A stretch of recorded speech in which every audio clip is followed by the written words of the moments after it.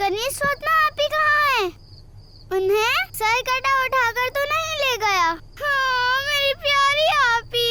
वो सरकटा कहाँ था? थैला था। ये भी तो हो सकता है ना कि आपी ने लाइट जलाई और वो थैले में तब्दील हो गया, फिर वो आया हो और आपी को उठाकर ले गया हो। ए अल्लाह, अब क्या करें? अब क्या हो गया? क्यों डर रही हैं आप दोनों? अल्लाह का शुक्र है, हम समझे सरकटा आपको उठा कर ले गया। उफ हो, रात हो रही है, सो जाएं, वरना फजर की नमाज में आँख नहीं खुलेगी।